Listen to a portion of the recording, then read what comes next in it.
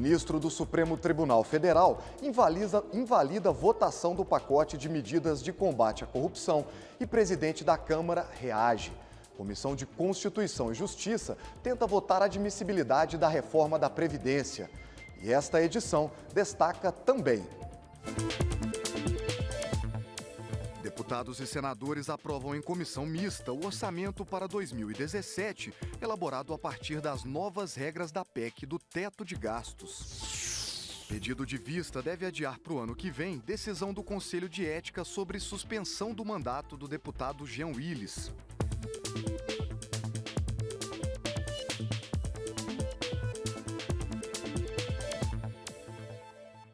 Boa noite. Em Brasília, 23 horas e 10 minutos. O Jornal da Câmara começa agora.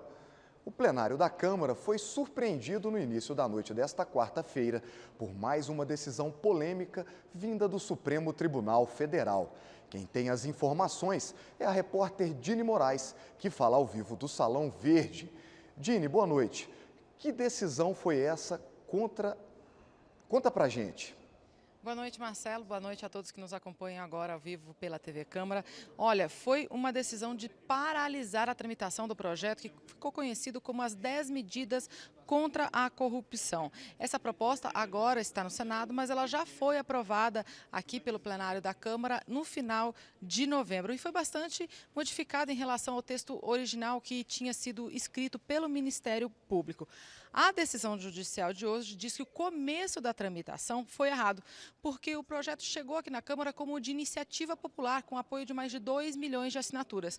E, ao chegar aqui, ele foi assumido por 4 deputados e virou, então, de iniciativa parlamentar, o que, segundo o ministro, então, Fux, não poderia ter acontecido. A decisão, como eu disse, é uma decisão provisória e ainda precisa ser analisada pelo plenário do Supremo Tribunal Federal. Mas ela já causou bastante polêmica aqui na Câmara. Vamos ver na reportagem. Em decisão provisória, Fux cancelou a votação respondendo a um pedido do deputado Eduardo Bolsonaro, do PSC de São Paulo, que reclamou da inclusão no texto de punição a juízes e promotores por crime de responsabilidade. No entendimento do ministro, essa alteração no texto de autoria do Ministério Público não poderia ser feita. Ele alegou que um projeto de lei de iniciativa popular não poderia ser transformado em iniciativa parlamentar. Por isso, a proposta não poderia tramitar no Senado e deveria voltar à estaca zero na Câmara. Rodrigo Maia disse no plenário que o projeto das 10 medidas contra a corrupção teve a mesma tramitação da lei da ficha limpa. A princípio, a decisão do ministro Fux, ela questiona a autoria do projeto de lei, o primeiro questionamento dele, dizendo que nós registramos como de autoria de um deputado e não de iniciativa popular.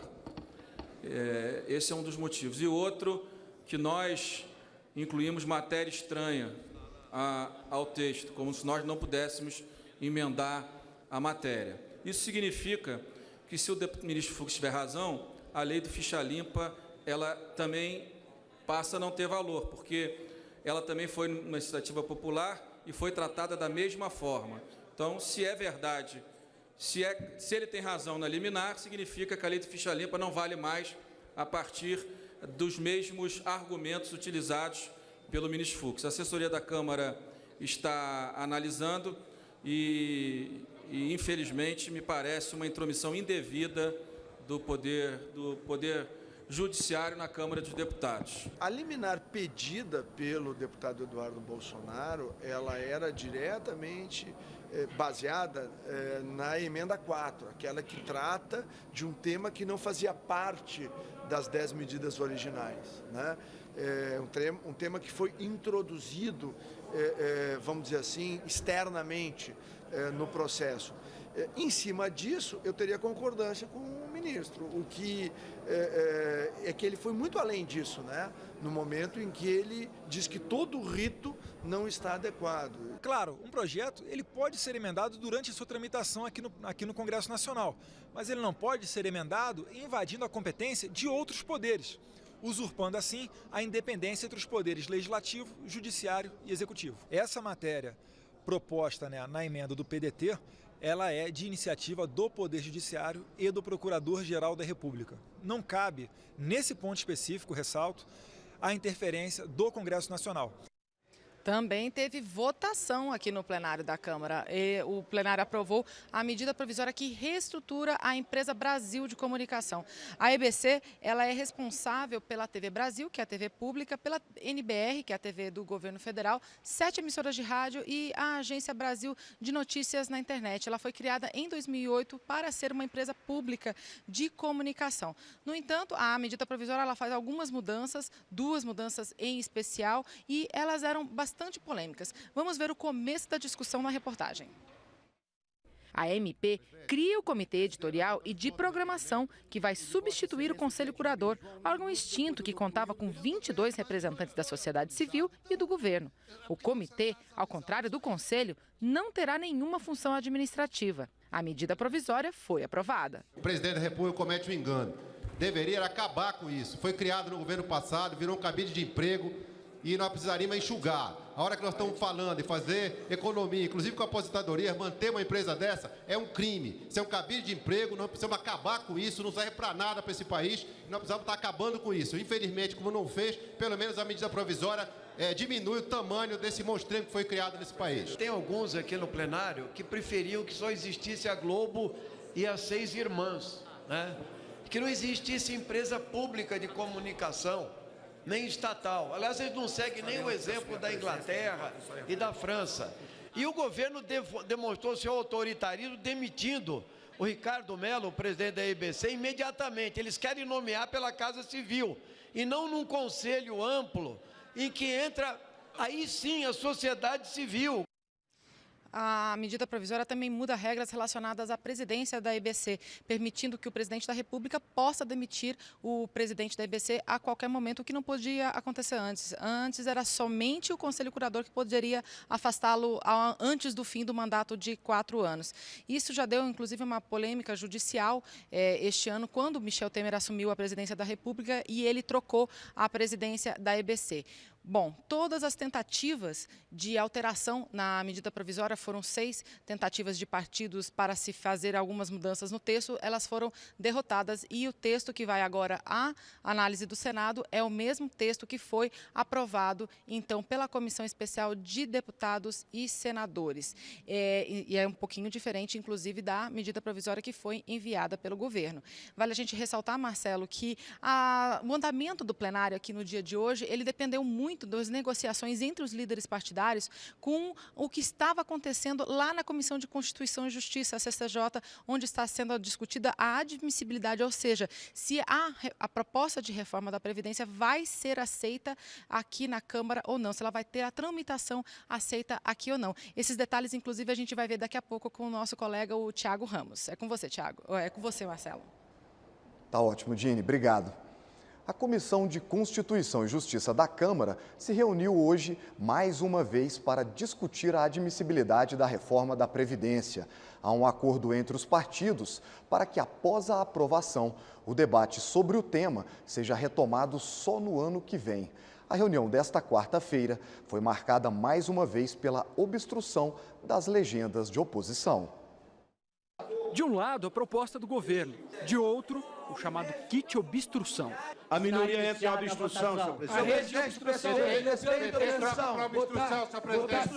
A rede em obstrução, PT altera a obstrução. O kit veio com uma surpresa. Um projeto para permitir eleições diretas até o meio do ano que vem. Um disparo com alvo certo, governo Temer. Esta emenda constitucional não tem o dom ou o defeito do oportunismo, nem do casuísmo. Razão pela qual eu acho que o requerimento deveria ser considerado. Talvez, se coubesse, se discutir isso numa convocação de Assembleia Nacional Constituinte. Mas não nesse momento dado agora.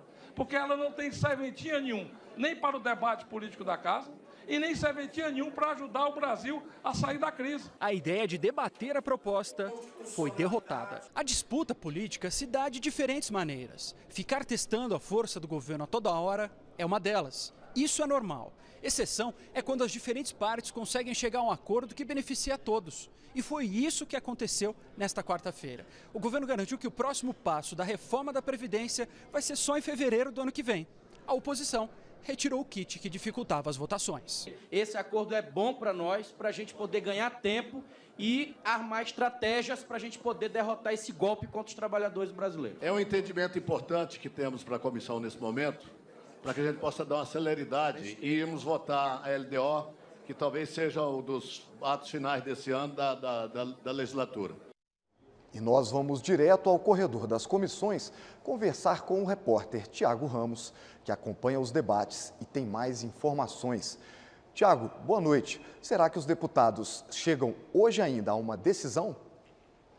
Essa é uma questão que é uma incógnita, né? A gente não sabe dizer quanto tempo essa audiência ainda vai levar, isso porque ela já foi retomada nesse momento. O que a gente sabe é que daqui em diante a gente tem aproximadamente 15 inscritos. São 8 autores de voto em separado que têm direito a falar, 5 deputados de oposição e 3 governistas. Esse é o resultado do acordo a que eu me referi aí na matéria e que a Dini falou lá atrás também. Um acordo envolvendo Comissão de Constituição e Justiça e plenário. Neste momento, a comissão já voltou a se reunir. Vale lembrar que o relatório do deputado Alceu Moreira já foi lido, ele considera, sim, o texto constitucional, diz que há incongruências no texto, mas que elas poderão ser resolvidas no próximo passo da comissão especial. Quando a reforma da Previdência vai para uma comissão especial. A gente, inclusive, preparou um material para explicar essa tramitação. Vamos ver aí. A reforma da Previdência passa por 3 fases na Câmara. Uma na Comissão de Constituição e Justiça, outra numa comissão especial e a última no plenário da Câmara. Com o avanço na CCJ, o próximo passo é a comissão especial. Ela é criada só para discutir esse tema e terá um prazo de até 40 sessões do plenário, ou seja, no mínimo 2 meses. Esse vai ser o tempo para discutir o conteúdo da proposta. Especialistas e representantes da sociedade são convidados para esse debate. Os deputados vão sugerir mudanças no texto, as chamadas emendas. Essa comissão tem cerca de 30 deputados. A aprovação depende do voto de metade mais um. Depois da comissão especial, a reforma segue para a última fase, o plenário da Câmara, onde a discussão é principalmente política. Todos os 513 deputados vão poder falar. Há diversos instrumentos para acelerar ou frear esse debate. Por isso, é provável que a discussão se estenda por alguns dias. Para aprovar a matéria, são necessários 308 votos em 2 diferentes votações. Do início ao fim, tudo isso vai levar meses. Depois disso, a reforma segue para o Senado Federal. Só para reafirmar alguns detalhes aqui, o combinado é que a comissão especial que vai discutir o mérito da reforma da Previdência só vai ser instalada em fevereiro, depois da eleição da mesa da Câmara dos Deputados. Outro detalhe é aquilo que eu já falei, que há aproximadamente 15 inscritos. Se todos eles resolverem falar pelo tempo a que tem direito, de cerca de 15 minutos, nós teríamos aí pela frente uma sessão de mais 2 ou 3 horas. É isso que a gente tem para essa noite e talvez madrugada. Westphalen, com você, Marcelo. Tá ótimo então, Tiago. Muito café para você aguentar essa maratona. Obrigado. A Comissão Mista de Orçamento aprovou hoje a proposta orçamentária de 2017, que fixa os gastos federais em 3,5 trilhões para o próximo ano. O teto será colocado em votação agora no plenário do Congresso Nacional, para a apreciação de deputados e senadores. Mas antes de votar, os parlamentares terão que decidir sobre vetos presidenciais e sobre o projeto de lei de diretrizes orçamentárias de 2017, a LDO. O relatório final do orçamento de 2017 é a primeira experiência de elaboração do orçamento federal com as novas regras da PEC do teto de gastos. A proposta de emenda à Constituição foi aprovada na Câmara e no Senado e prevê um valor para as despesas igual ao de 2016, corrigido pela inflação estimada para este ano, de 7,2%. Foi um orçamento desafiador, porque ele é, na realidade, a primeira implementação prática do teto do gasto público e a primeira implementação de caráter efetivo do novo plano de ajuste fiscal do governo brasileiro. Portanto, sem dúvida, uma nova cultura para a elaboração de orçamento, com controle no teto dos gastos, com realismo orçamentário, realismo na receita. O valor total do orçamento para o ano que vem é de 3.505.418.268.409 reais.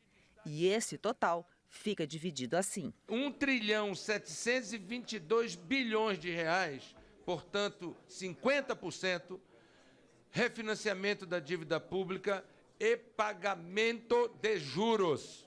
Reserva de contingência, 1%, 34,5 bilhões. Pessoal, 306 bilhões e 900 milhões. Refere-se 9% apenas pessoal. Custeio, 1 trilhão 209 bilhões e 600 milhões, portanto 35%. Investimentos, senhores, investimentos públicos, 58,3 bilhões. A saúde foi a área que recebeu o maior reforço de recursos. O parecer, elaborado pelo senador Eduardo Braga, destina mais de 115 bilhões de reais para o piso constitucional da saúde. O número equivale a 15% da receita corrente líquida da União para 2017.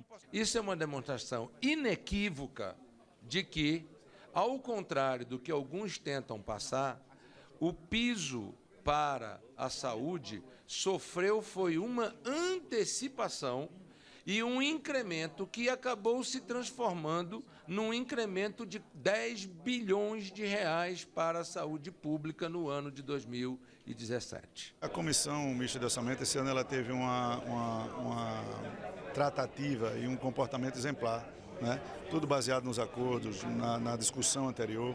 Então isso vem com os frutos de que no dia 14 de dezembro, eu acho que é fato inédito, nós aprovamos o texto final do relatório, ressalvados os destaques, mas reafirmo que a maioria absoluta desses destaques já foram contemplados no relatório e na complementação de voto do relator. O texto original do orçamento, que foi enviado ao Congresso pelo governo federal, recebeu ao todo 7.858 emendas. Ainda de acordo com a proposta orçamentária aprovada, o salário mínimo vai aumentar para R$ 945,80.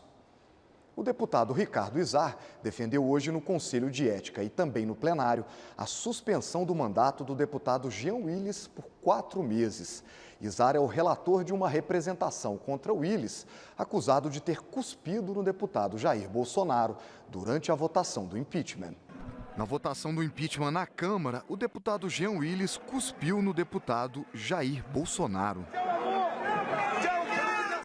Por causa dessa atitude, a Corregedoria da Câmara entrou com uma representação contra Willis. E nesta quarta-feira, o relator do processo, o deputado Ricardo Izar, apresentou seu relatório. Ele pede a suspensão do mandato do deputado por 4 meses. Izar negou que a punição tenha caráter homofóbico. O que está em jogo não é a questão ideológica, é a questão comportamental, né? O ato, independente de raça, de credo, de gênero, o que está se punindo aqui é o ato de cuspir na cara de um outro parlamentar. Os deputados Júlio Delgado, do PSB de Minas Gerais, e Léo de Brito, do PT do Acre, solicitaram mais tempo para analisar o relatório e impediram que ele fosse votado. Entendo que o voto que foi dado pelo deputado Ricardo Izar é um voto que tem uma pena excessiva de 120 dias de suspensão de um mandato parlamentar outorgado pelo povo. Não houve uma premeditação e, na verdade, o que aconteceu foi uma reação do deputado Jean Willis diante de muitos ataques que ele sofreu naquele momento em que votava contra o impeachment da presidenta Dilma. Nesse sentido, eu estou apresentando um voto em separado, inclusive pedindo o arquivamento do processo. Como foi feito um pedido de vista, o processo só deverá voltar a ser discutido na semana que vem. Se for aprovado no Conselho, ainda precisará passar pelo plenário da Câmara, que dará a palavra final sobre essa possível suspensão de 4 meses para Jean Willis. No final da tarde, o relator e o representado se encontraram no plenário e o tom subiu. Eu aprendi na minha casa que cuspir na cara das outras pessoas não se faz. Eu acho que se isso fosse feito num reality show, a pessoa seria expulsa. Como nessa casa, nós estamos seguindo o regimento. Estou levando os atenuantes em consideração no meu relatório, a questão de que não foi premeditado, de que foi uma reação e não uma ação, por isso que a gente até diminuiu a pena sugerida pela Corregedoria. Agora, ter que ver uma declaração em redes sociais publicadas e receber ofensas dizendo que a gente está levando em consideração a homofobia, está sendo homofóbico nesse caso, queria deixar claro que não, presidente, a gente está sendo justo e transparente. É ruim ser insultado na internet? Que bom que Vossa Excelência compreende isso, porque eu também sou insultado diariamente. Vossa Excelência achou que eu caí aqui de paraquedas? Eu tenho 145 mil votos, deputado. Eu defendo interesses de muita gente desse país. O senhor achava o quê? Vossa Excelência achava o quê? Que não haveria reação da sociedade? Ou que eu não iria me defender? Eu vou me defender sempre, deputado. Eu sou um homem honrado. Honrado. Meu mandato é honrado e prestigiado. Eu nunca cometi desvio ético, nem desvio de conduta. Vossa Excelência faz o parecer que Vossa Excelência quiser, não quero intervir no seu parecer. O seu parecer vai a voto. Agora, eu tenho o direito de me defender nos meus canais de comunicação. Na manhã desta quarta-feira, o plenário da Câmara se reuniu em comissão geral para discutir a Previdência. O debate não foi sobre a PEC da reforma proposta pelo governo, e sim sobre um projeto de lei também do Palácio do Planalto, que muda as regras de concessão do auxílio-doença, aposentadoria por invalidez e salário maternidade. As mudanças propostas na Previdência Social aumentam a carência, ou seja, o tempo que um trabalhador tem de contribuir antes de ter direito a benefícios. Também definem uma duração para os benefícios. De acordo com o governo, a despesa com auxílio-doença atingiu 23,2 bilhões de reais em 2015, quase o dobro do valor em 2005. Já os gastos com aposentadoria por invalidez quase triplicaram em 10 anos, passando de 15,2 bilhões em 2005 para 44,5 bilhões de reais em 2015. O projeto quer evitar parte desses custos. São pessoas que não contribuíram e estão entrando para cobrir um risco já numa situação consolidada. Seria a mesma coisa que uma pessoa bateu o carro na rua e aí, antes de levar o carro para uma mecânica, tudo fazer um seguro de um carro já batido. Na prática, infelizmente, o que estava acontecendo era isso. Há situações, evidentemente, em que a doença aparece de uma forma súbita, um infarto, um acidente, e a exigir dessa pessoa 12 meses de contribuição seria indevido. Por isso que o projeto não toca nessas situações. Está prevista a criação de um bônus para premiar os peritos pela revisão de benefícios por incapacidade. Profissionais que atuam no setor criticaram a proposta. Não há justificativa para se pagar um adicional para quem já está recebendo por esse trabalho. Deu a impressão de ter realmente sido conveniente para o governo pagar esse adicional, porque 80% dos benefícios foram cessados. A maioria dos deputados presentes na sessão discordou das mudanças propostas na Previdência. Esta medida provisória, transformada por projeto de lei, tem um claro objetivo de cortar benefício do aposentado por invalidez. O governo irresponsável dos últimos 10 anos desorganizou a Previdência, não controlou as aposentadorias. Eu vou dizer que não estimulou a fraude, mas deixou solto a fraude. O projeto de lei tramita em regime de urgência. Veja agora outros assuntos que foram destaque na Câmara nesta quarta-feira. Entidades representativas de policiais e bombeiros militares realizaram um ato em defesa da exclusão dessas categorias da reforma da Previdência. Embora tenham sido retirados do projeto do governo, afirmam que ainda há 4 citações a eles no texto. Os PMs querem uma reforma separada, junto com os militares das Forças Armadas. Argumentam que sua carreira é diferente das demais, entre outros motivos, porque arriscam a vida diariamente. Em uma audiência sobre o Programa Nuclear Brasileiro, a Comissão de Fiscalização Financeira e Controle discutiu as prioridades do programa da Marinha, que desenvolve atualmente o primeiro submarino a propulsão nuclear do país. O programa também prevê investimentos na retomada das obras da usina nuclear de Angra 3, considerada fundamental para a diversificação da matriz energética do país. Na Comissão de Educação, representantes da sociedade civil discutiram possíveis soluções e propostas prioritárias para 2017. Citaram a preocupação com a implementação do terceiro ano do Plano Nacional de Educação, a formação de professores e a consolidação do Fundeb. Também manifestaram preocupação com uma possível queda de investimento na educação nos próximos anos. Deputados da Indonésia vieram conhecer o Parlamento brasileiro com o objetivo de promover intercâmbio de experiência e fechar possíveis acordos de cooperação na área de economia, comércio, indústria e serviços. Representantes dos dois países manifestaram interesse em ampliar as relações bilaterais. O Brasil é hoje o maior produtor mundial de diversos produtos agrícolas. No entanto, ainda está de fora de 58% de todo o comércio mundial de alimentos. A afirmação é do ministro da Agricultura, Blairo Maggi, que participou de audiência pública na Comissão de Agricultura nesta quarta-feira. O Brasil é campeão mundial em produção e exportação de suco de laranja, café e açúcar.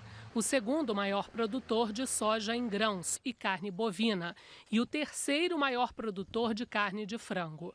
São motivos para o país se orgulhar, mas nesta audiência pública, o ministro da Agricultura foi categórico ao afirmar que ainda há muito espaço para o país avançar. Em 58% de tudo que se comercializa no mundo, o Brasil não está presente. Mas o ministro tem claro o caminho para incrementar a participação do Brasil no mercado mundial de alimentos.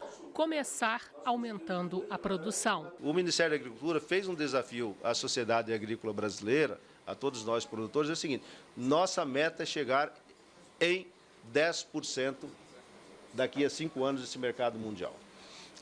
Não é uma tarefa fácil. Além de aumentar a produção, para Blairo Maggi é essencial que o país trabalhe com um comércio internacional livre e com foco na Ásia, onde em 2030 haverá mais de 3,2 bilhões de pessoas, um imenso mercado consumidor. O ministro afirmou que atualmente tem trabalhado para demonstrar aos demais países o quanto o Brasil tem feito pela preservação ambiental. Ele disse que hoje o país tem 61% do território preservado, dos quais 11% são em propriedades rurais. 13% estão destinados a áreas indígenas. Para o campo, 19,7% são para a pecuária e 8% para a agricultura. Por isso, o ministro foi claro no recado. Nós não queremos aceitar e não devemos aceitar mais encargos sobre o agricultor, o pecuarista brasileiro. E sim dizer o seguinte: olha, vocês chegam até onde nós chegamos. E por favor, nos reconheçam assim, tá? Vocês precisam entender que o Brasil fez coisas que os demais não fizeram. E não nos critiquem mais e nos apoiem onde nós estamos. Para boa parte dos deputados da Comissão de Agricultura, a ideia de ampliar a inserção do Brasil no mercado internacional de alimentos é até mesmo um caminho para ajudar o país a sair da crise. É algo que vai potencializar negócios e que vai potencializar a expansão da base produtiva aqui no Brasil, e com isso nós vamos garantir renda aos produtores, garantir empregos, atividade econômica e os excedentes gerar os dólares que a balança comercial propicia. Então, para o Brasil é muito importante. O governo tem um alicerce muito grande para sair dessa crise e será através da agricultura, do agronegócio, porque a agricultura em si é uma das partes que compõem o agronegócio. O agronegócio será o alicerce, então, para sairmos da crise que nós estamos hoje. O ministro Blairo Maggi informou que entre abril e maio de 2018, o Brasil deverá ser declarado país livre de febre aftosa com vacinação, o que amplia ainda mais as possibilidades de mercado. E esta edição termina agora. Para outras informações ou para rever nossas reportagens, é só acessar a nossa página na internet. O Jornal da Câmara volta amanhã. Até lá!